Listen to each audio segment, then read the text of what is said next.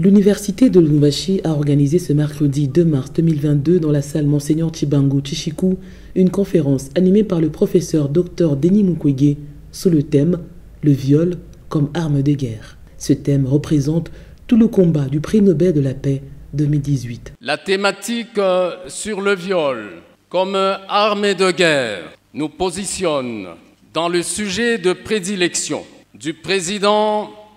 de la République démocratique du Congo, chef de l'État, Félix-Antoine Tshisekedi Tshilombo, alors président de l'Union africaine, qui prévalait et s'inscrivait comme le parrain de la masculinité positive, en vue de réserver, de garantir, de promouvoir la mère, la femme, pour qu'elle soit le socle de l'humanité.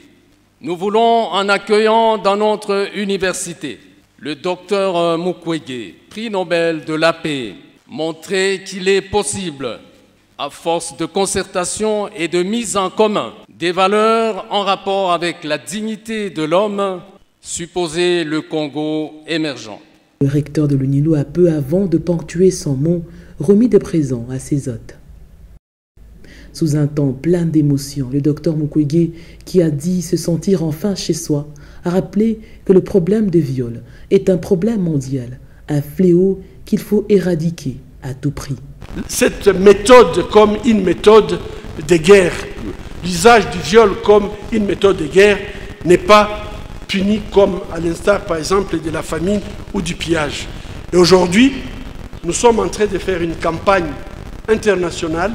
pour qu'il y ait une nouvelle convention qui va tout simplement prohiber donc cette méthode de guerre qui est la violence sexuelle. Je crois que cette convention pourra permettre non seulement de jouer un rôle préventif, mais définitif, dissuasif pour définir les obligations légales claires des responsabilités des individus, mais également des États. L'homme doit apprendre de s'engager dans la masculinité positive, à vivre avec la femme comme son égale, à utiliser toutes les forces de la femme pour que nous puissions créer une société égalitaire. Membres du gouvernement, corps consulaire, personnel académique et scientifique, étudiants, organisations de la société civile et sympathisants ont été présents à ce grand rendez-vous de l'homme qui a fait de la dignité des femmes un combat.